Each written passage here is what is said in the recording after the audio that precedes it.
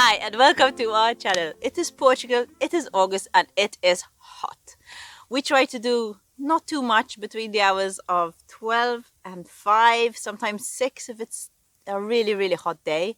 And then in this area it cools down and it becomes really nice. In between those hours we try and do stuff either in the caravan in front of the fan or outside underneath the nice big oak tree that we have, or we just go swimming. Now with the goats, I've been taking them out down by the river. When we go down the last valley to the river, I really notice a drop in the temperature, and obviously being by the water is pretty nice. Our river is pretty empty right now, but we have something really cool that happens once in the summertime. There's a big lake that feeds our river, and once in the summer they open that up. They open the dam and our river fills up again, and it is amazing. I think it was the 2nd of August. I went to bed early. Luke came down and said, I have a feeling they opened the dam, because he's like, just listen. And I could hear the river flowing, which you can never really hear from up here unless it's really heavy and fast. And then the next day we went down, me and Molly and Timmy, and it was amazing. I love it when it's full. It happens mostly in winter and only this one time in summer. In winter it's good because it keeps raining and it keeps filling up, but this time, after like 3 or 4 days, it was already pretty empty again. Molly was just so happy to see the river flowing, and she's always amazed. She doesn't know how one day it's empty and the next day it's full again. She was just dipping her nose in and running and jumping and smiling. Timmy, on the other hand, he's like, oh my goodness, what is this?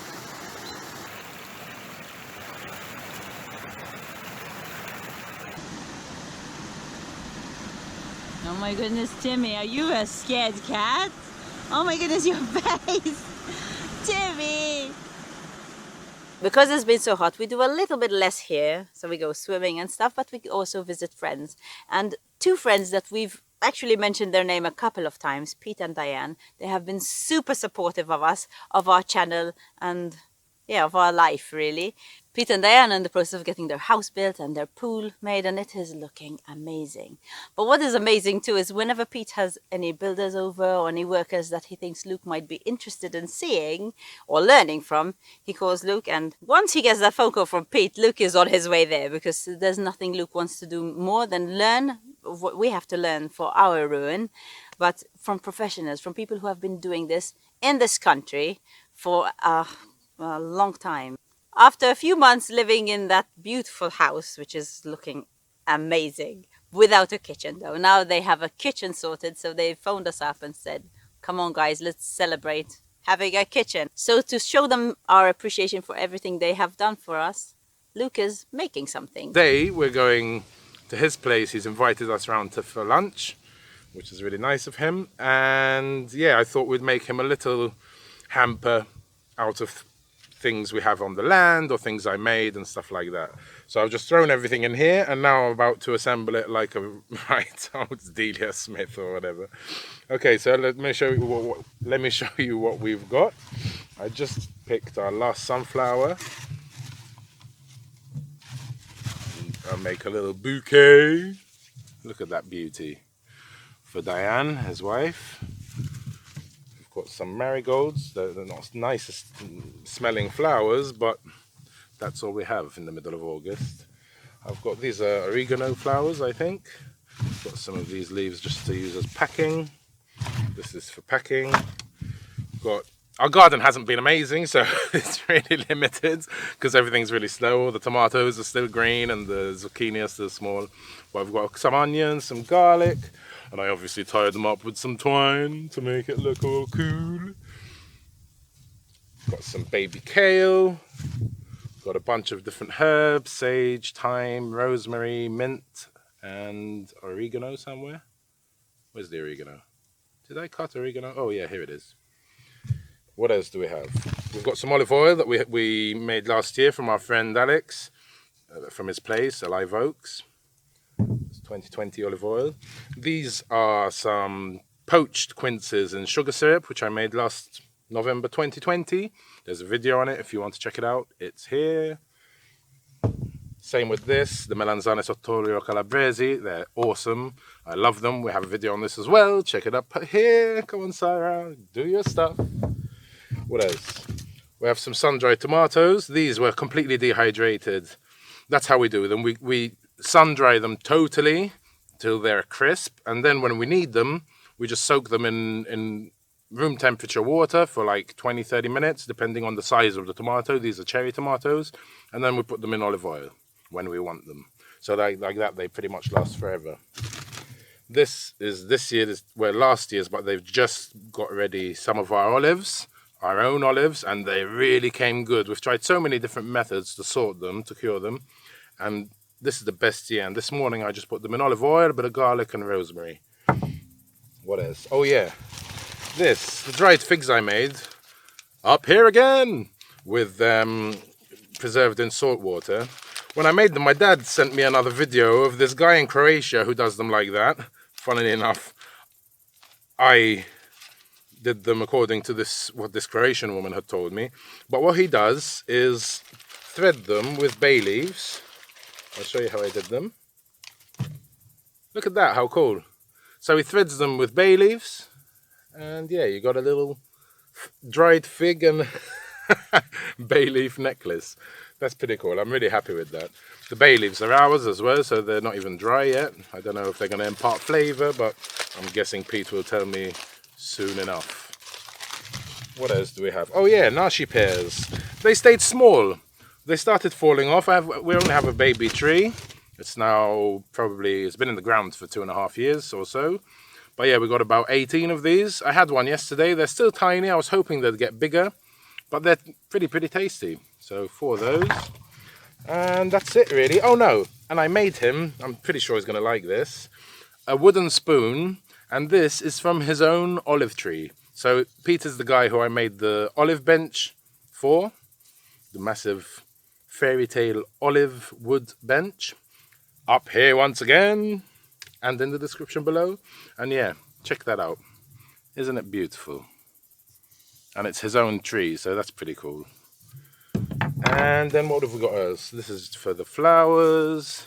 And this, Sarah's idea, is to put at the bottom as kind of, sometimes they put stuff at the bottom of hampers. I don't know too much about hampers, but I think that those look pretty cool. So I'm going to quickly assemble it so we can head off to Pete's and have lunch. So I got this box to raise everything a bit. I've never done this before, but first time for everything. So I'll take off this. Oh yeah, and this box I made out of one of our pine trees. It was the first box. I've only tried to do one box. I've never made the box before, but I just knocked this together pretty quick. And yesterday I just sanded it and waxed it with beeswax and food grade linseed oil. So everything is ours or made by us.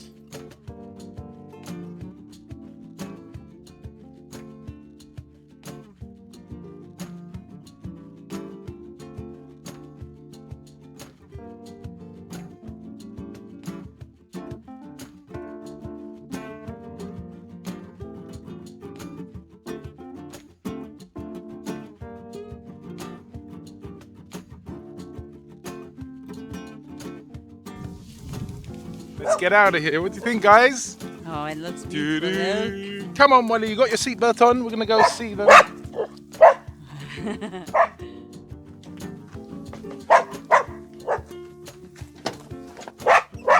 Shut up, you fool.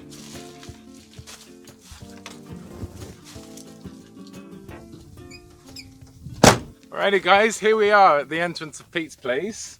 And check it out. Check out this awesome wall. It looks like it's been here forever, right? If you haven't seen the other 2 bits we had filmed at different stages, one day when I helped them and one day when I just came to see, we'll put them in the description below. But yeah, after they finished putting it together, they mixed, they made like a fine cement with the yellow sand they have here, which is for finer work, and finished it off with that. And plastered in between. And they also, I saw them jet washing it with like a decalcifier, he said it was called, I think, so to clean it. Across the road here, they're building another wall, not the same guys, but with like machine cut blocks, granite blocks, and they're all the same and everything. It's nice, but nothing like this. Eh? He's such an awesome builder, Joaquim. Really good.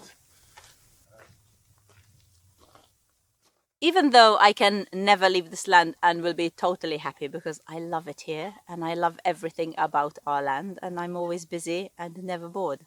But when we do get to go out, I really enjoy it too, and it was a really delicious lunch and a nice catch up. Molly loved it too because she loves their dog Tick and they like playing together. And we ate way too much ice cream. I hope he doesn't mind me saying this, but he put in the wrong measurements of the packet that he had to add to his new ice cream making machine, and it was like overflowing the whole time. And yeah, we just couldn't keep up with the machine. So it was good for people who love ice cream. I'm not too much of an ice cream fan, but I did have a lot more than I should have had. The whole day out seemed to pass so fast, like it always does when you're having a good time. But before leaving, there was one last thing we had to do before leaving Pete's. Now Luke has got given visitation rights for the bench that he made for Pete and also for another friend, Alex. When Luke makes something, he likes to stare at it for a while. He loves, obviously, his work that he does and he is proud of it, but also he wants to see what he can arrange. And he spends hours, I'm not joking, hours looking at it. But because he's making benches for other people, he cannot do that. So he's got given visitation rights and he can go there and admire it whenever he wants. The last time I came, it was really dull because it needed the second coat of wax and linseed oil, and he did that, and check it out. It's beautiful again. All the grain coming out. Oh yeah. While Luke was admiring the bench, and we, as we all were, because it is a pretty beautiful bench, and Pete had just waxed it, so it looked even more beautiful, I decided that we would admire Molly because she's so cute when I try on the booties. So I put on the booties that Christine Tomlinson gave her, and we all just, well, watched her trot around with them, which was super cute.